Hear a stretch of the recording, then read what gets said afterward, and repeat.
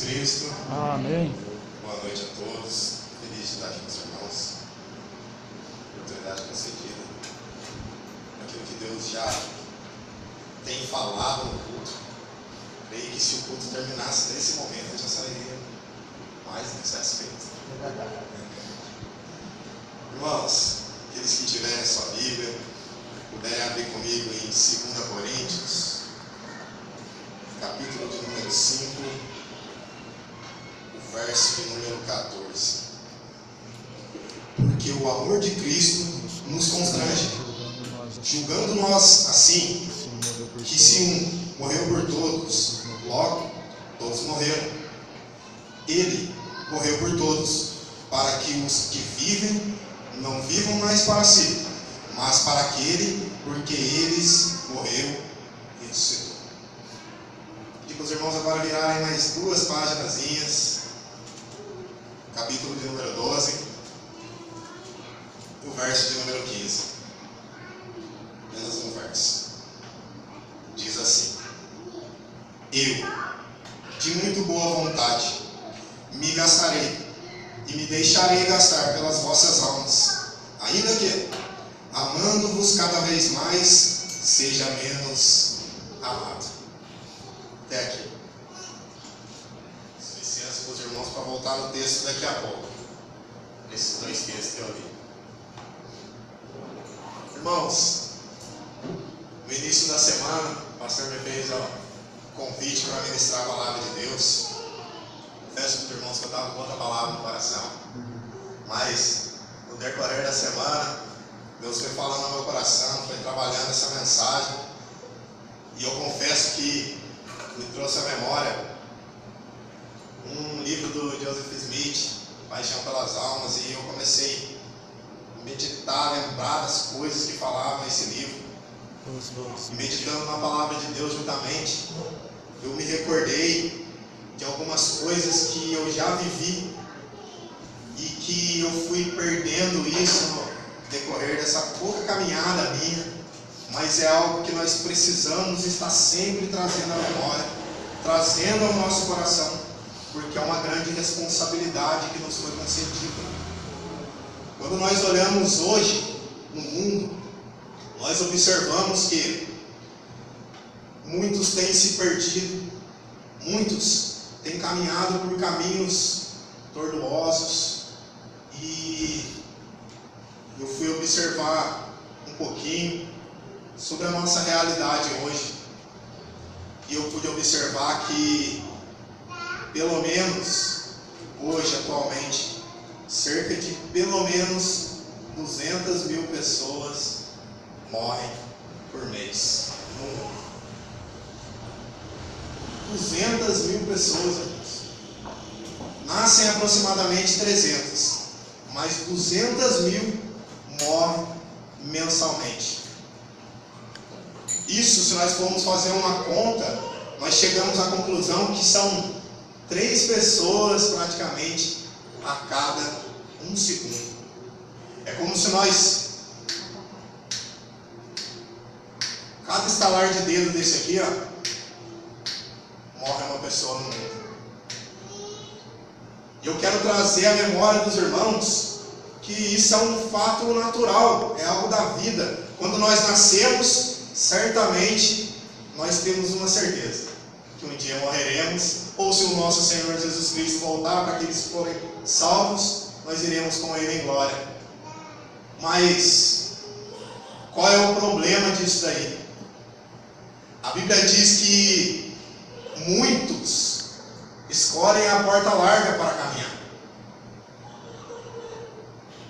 E nós, como igreja de Jesus Cristo, precisamos ter a consciência de que precisamos nos gastar e nos deixar gastar por amor a essas almas que estão se perdendo.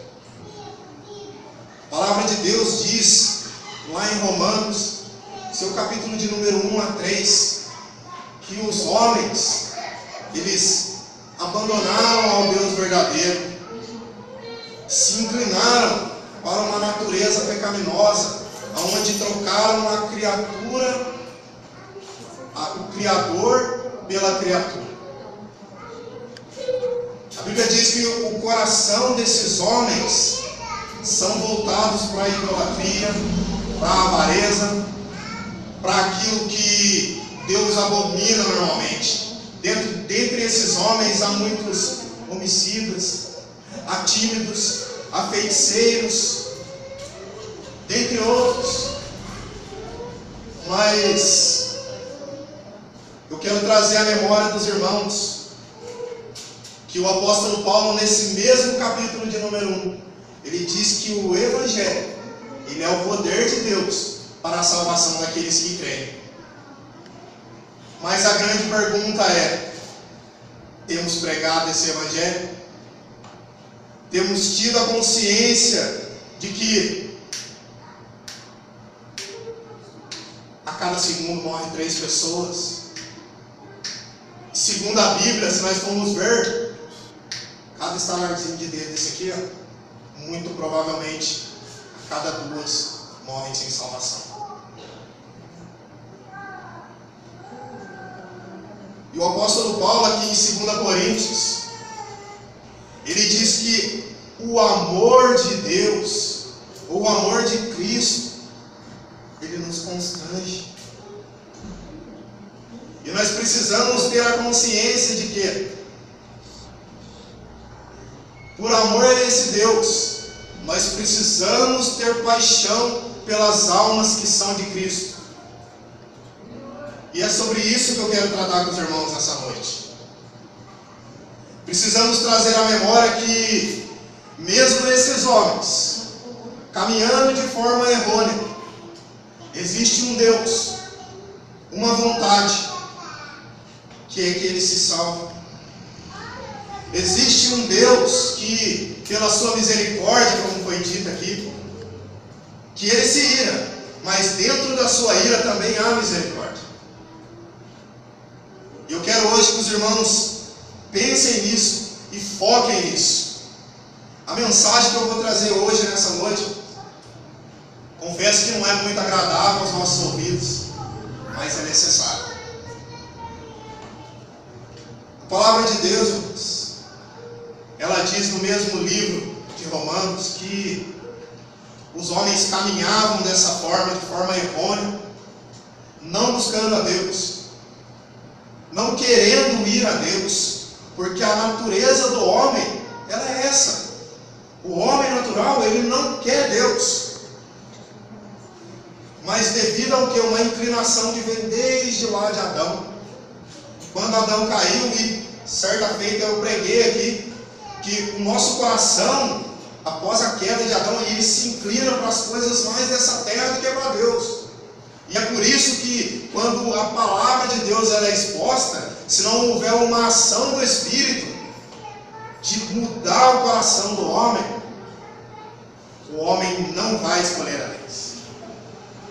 Ezequiel diz que, no seu capítulo de número 36, que Deus daria um novo coração ao homem, colocaria um novo espírito, e somente através desse novo espírito, desse novo coração, o homem se inclinaria para as coisas de Deus. Mas o que eu quero trazer para os irmãos e a memória dos irmãos é um pouquinho do amor de Deus para com esses homens. Deus, quando a palavra de Deus ela é ministrada, ocorre dentro do coração do homem uma transformação. Mas isso só é possível graças ao que Jesus Cristo fez na cruz do Calvário. Aleluia. A palavra de Deus diz que Cristo, ele caminhou nessa terra, ele se esvaziou da sua glória, se fez homem e veio entre nós. Mas não somente isso, a Bíblia diz que Cristo, ele cumpriu toda a lei que tinha que ser cumprida, e ele também foi exposto à cruz do Calvário. E esse Deus, esse Jesus Cristo, a qual eu estou pregando aqui, quando ele chega no Getsemane, ele soa sangue, ele chora lágrimas de sangue, tamanha a agonia que havia na alma de Deus encarnada em Cristo. E esse Cristo, ele, tamanha na agonia, ele chega a clamar pelo menos 3 vezes a Deus: Pai, se possível, passa de mim esse cálice, mas todavia seja feita a tua vontade. E eu pergunto para os irmãos: o que havia dentro desse cálice para que Jesus Cristo ficasse tão agoniado ao ponto de suar sangue, chorar sangue? Dentro desse cálice havia a ira de Deus, o furor de Deus, a qual está reservado para esses homens que eu citei no início aqui dessa mensagem.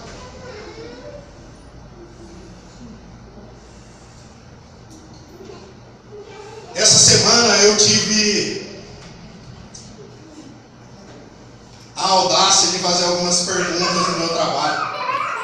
E eu escolhi algumas pessoas a dedo para saber o que essas pessoas elas achavam do inferno. E o Rodrigo sabe, ele trabalha comigo.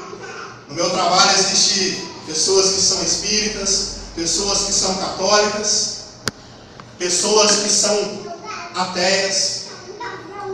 Eu fiz essa pergunta para eles: quando isso daqui se acabar, essa vida passageira, essa vida breve, para onde você vai? E eu tive uma variedade de respostas, mas eu observei pelo menos 2 coisas em ler essas respostas. A primeira, que eles têm uma falsa segurança.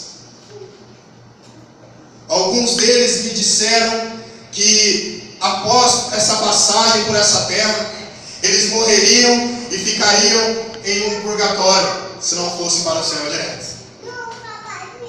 E Deus os aperfeiçoaria ali naquele lugar, até que eles estivessem aptos a estarem com o Senhor.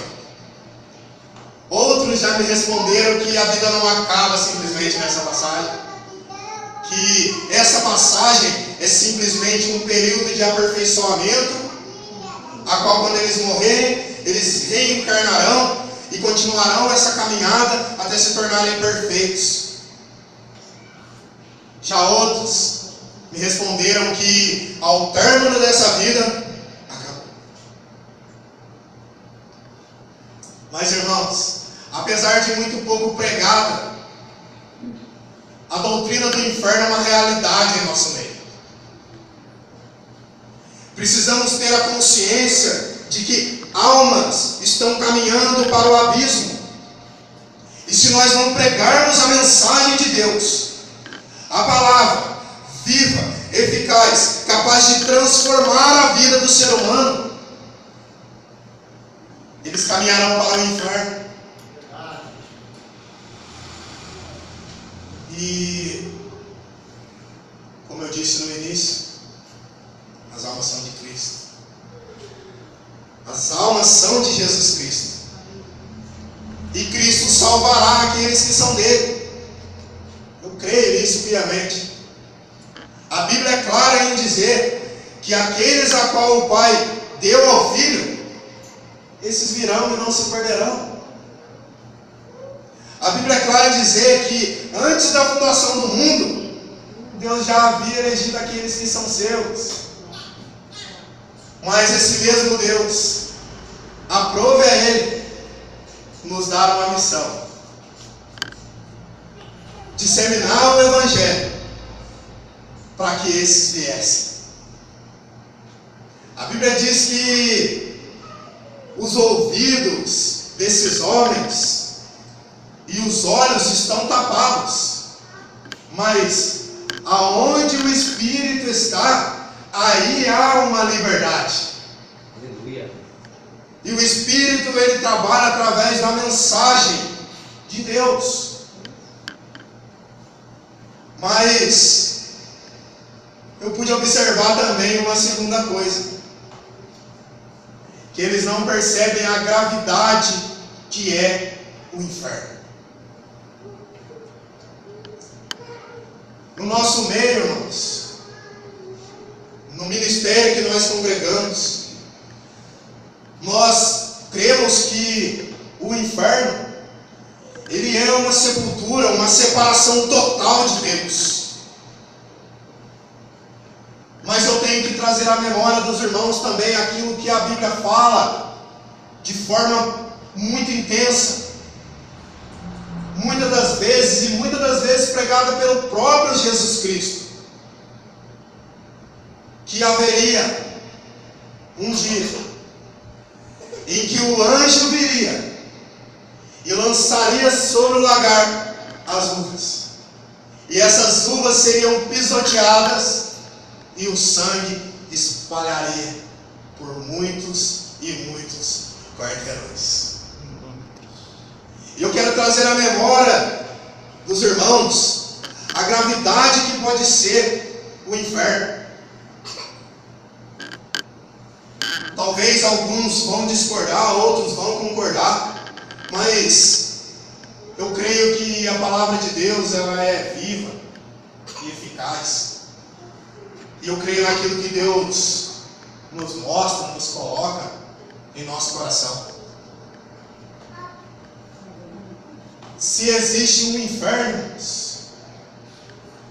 e ele existe, e ele é real, e se ele será simplesmente uma aniquilação, ou se houver ali um sofrimento, como a Bíblia muitas vezes declara, eu não sei se é literal, eu não sei se é simbólico, não há nada de clareza na palavra de Deus sobre esse termo. Mas o fato é que precisamos perceber a gravidade do inferno. Seja ele um sofrimento, uma tortura eterna, ou seja ele a aniquilação, ele será eterno e nos separará de Deus por toda a eternidade. E eu não quero afirmar que seja nenhum e nem outro aqui.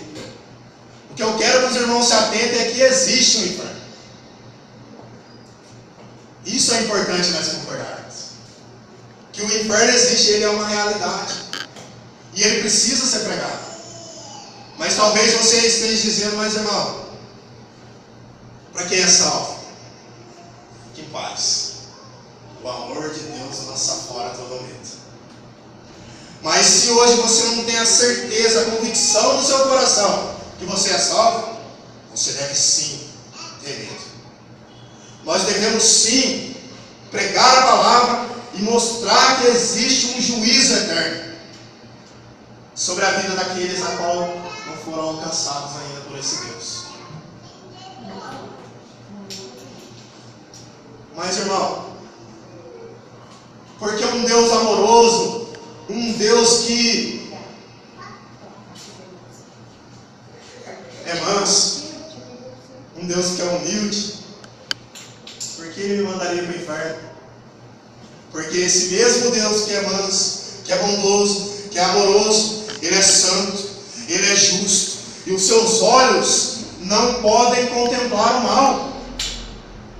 Se Deus, dentro da sua santidade, ele deixar que o pecador entre no céu dessa forma, todo torto, ele é o Deus justo? Justo, Tiago? De maneira nenhuma, né?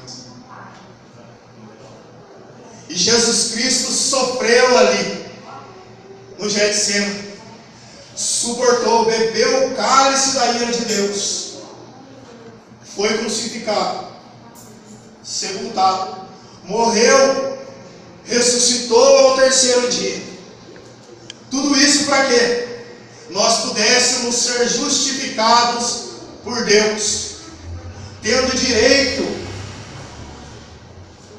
ao céu, por toda a justiça que Jesus Cristo cumpriu em sua vida.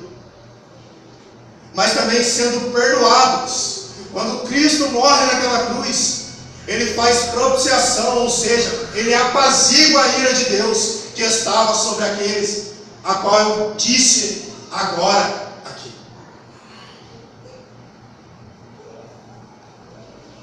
Mas existe um preço. Jesus Cristo nos justificou, mas é mediante a fé, que é dada também por Deus, é dada também por Cristo, mas nós precisamos expressar a fé e o arrependimento. Somente dessa forma seremos livrados dessa ira, desse juízo de Deus. Talvez os irmãos tenham entrado aqui pensando: eu quero ver uma mensagem, irmão, a filha. Glória a Deus. Mas quem fala é o Espírito. Aleluia. E aquele que tem ouvido, ouça. Aleluia. Ouça aquele que diz ao coração. E eu quero que os irmãos compreendam que muitos têm se perdido, muitos têm caminhado para um abismo. E a pergunta que eu quero fazer nesse momento, não precisa responder para mim, responda para você mesmo. Está havendo paixão pelas almas da nossa parte? Ou será que simplesmente estamos contentes por estarmos salvos? E o apóstolo Paulo, ele expressa aqui nessa carta ao 2 Coríntios, que o amor de Deus, ele nos constrange, ou seja, ele nos impulsiona a batalhar, a lutar por essas almas, a qual Cristo é o proprietário delas. Glória a Deus. E eu quero hoje encorajar os irmãos, trazendo a memória dos irmãos que Deus abriu mão, se esvaziou da sua glória, por amor a essas almas. E a pergunta é: tem havido em nós o mesmo sentimento que houve em Cristo Jesus? Ao ponto de nos doarmos, ao ponto de declararmos, como o apóstolo Paulo declarou aqui, no capítulo 12, verso número 5, eu me gastarei, e me deixarei gastar, por amor às almas. E é esse o grande questionamento que a minha alma fez por toda essa semana. Eu fiquei orando e os 3 segundos não paravam de sair da minha mente.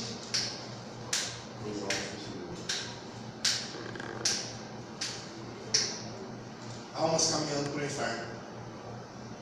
Almas indo direto para o abismo. E nós sentados na frente de uma televisão. E nós, muitas das vezes, o vizinho nosso pode ser um desses 3. O nosso patrão pode ser um desses 3.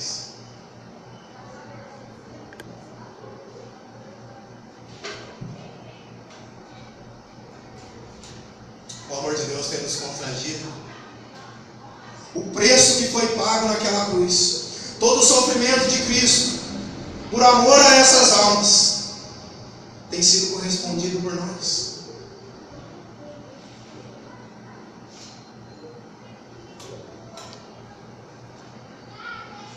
Eu quero hoje que nós pensássemos, gostaria muito que nós pensássemos nisso, porque como foi apresentado aqui hoje, a alma de cada um tem um preço caríssimo. Foi um preço de sangue que o nosso Senhor Jesus Cristo derramou naquela cruz. E as almas são dele. E nós somos bons dispenseiros da multiforme graça de Deus. E precisamos agir como tal. E o pastor pregou aqui durante a semana sobre João 15. Boas obras. Precisamos produzir frutos.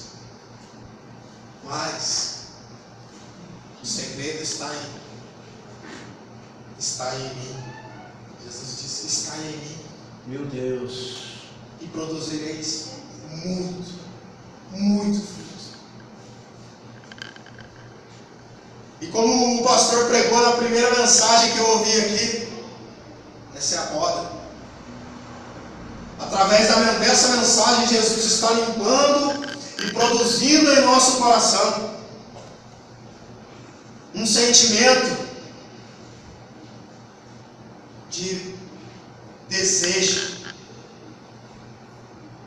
de glorificar a Deus através da mensagem pregada, através de uma vida que conduz outras pessoas a Cristo, através daquilo que nos foi dado. Nós precisamos ir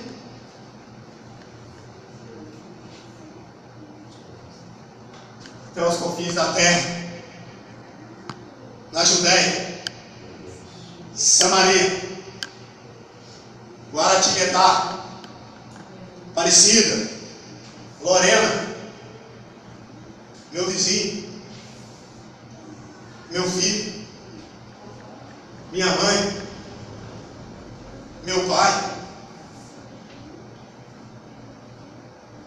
Quem Cristo te chamou para pregar o Evangelho?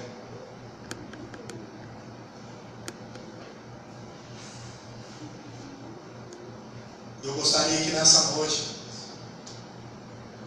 nós pudéssemos ter o sentimento que o apóstolo Paulo teve. Eu me gastarei. Como eu posso me gastar, irmãos, em prol dessas almas? Primeiramente,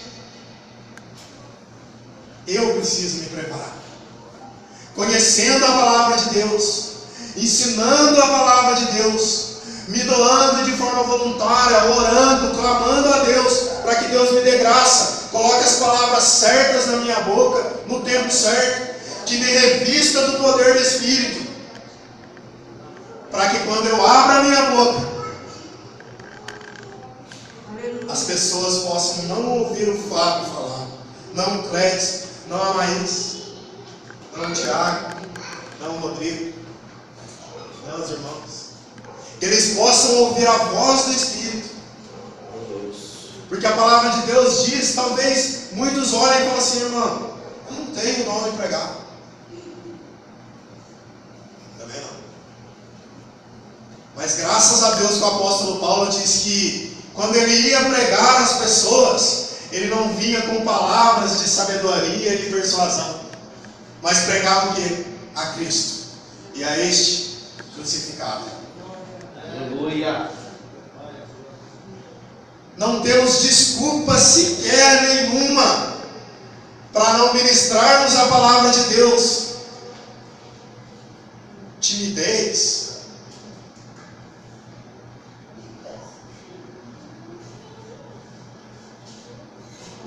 Eu me gastarei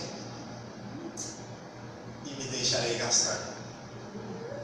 Mas eu acho muito interessante. E eu vou ler o início do versículo. Eu acho isso muito importante. De boa vontade. De muito boa vontade. Muitas das vezes nós fazemos isso, mas não com alegria, não com vontade, com convicção, que Deus pode fazer, que Deus pode operar. E é muito importante isso. Eu, de muito boa vontade. Muitas das vezes nós professamos a fé em Deus, mas somos ateus no nosso coração. Porque nós não cremos mais que Deus pode operar em nosso meio.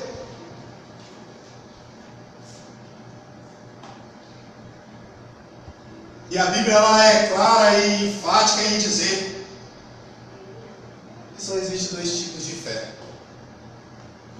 A fé verdadeira, que é aquela fé que produz, e a fé falsa, que é uma religiosidade a qual é expressada em atos externos, que as pessoas orem, talvez até convença uns e outros, mas verdadeiramente não produz. Jesus chega a chamar os escribas e os fariseus de hipócritas, porque professavam uma fé falsa, uma fé que não produzia nada. E por isso é importante eu, de boa vontade, me gastar e me deixar gastar. Meu Deus. Por amor às almas. Eu faço a pergunta para os irmãos e eu quero que os irmãos vão com essa pergunta embora do coração. Tem havido amor pelas almas? Tem havido a paixão, aquele desejo incessante de produzir discípulos e não prosélitos? Pessoas que cresçam de forma gradativa, pessoas que nós vamos ensinando e elas vão crescendo e se tornando cada vez mais maduros, ao ponto de poderem dizer: eu sou um discípulo. E essa é a mensagem que eu quero que os irmãos absorvam essa noite.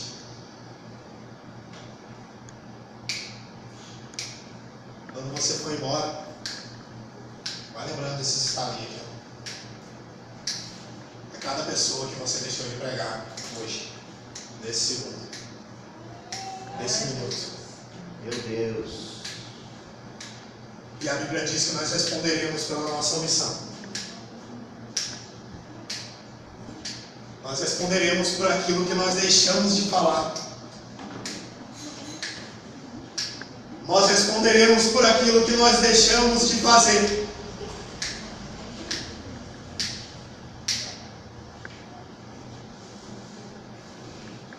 Ame as almas.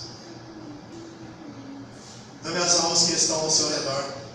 Porque assim como Cristo amou a mim e a você, de tal maneira que foi capaz de se entregar numa cruz, tem que haver em nós o mesmo sentimento. Tem que haver em nós. E eu concluo, orando e clamando a Deus, que através dessa mensagem você traga à sua memória que existe um inferno. E esse inferno ele é real. E se nós não pregarmos a palavra de Deus, as pessoas caminharão direto para ele. E talvez naquele grande dia, o Senhor virá e falar para nós: o que tens para me apresentar? O que você produziu com aquilo que eu entreguei em tuas mãos? O que você produziu com o dom que você tem? Enterrou? Guardou na gaveta? Jesus. Eu não quero trazer aqui uma meritoriedade dos irmãos, de maneira nenhuma. O que eu quero trazer à memória dos irmãos é que isso é uma ordenança da parte do Senhor. Assim como o Senhor resgatou aqueles discípulos para serem pescadores de homens, o mesmo chamado é incumbido para nós. Precisamos pregar o Evangelho. Como Paulo diz a Timóteo, em tempo e em fora de tempo. Não canse de exortar. Não canse de ensinar. E eu oro a Deus, para que Deus possa produzir no seu coração aquilo que Ele produziu no meu. Um grande desejo de se doar mais em prol a essa obra.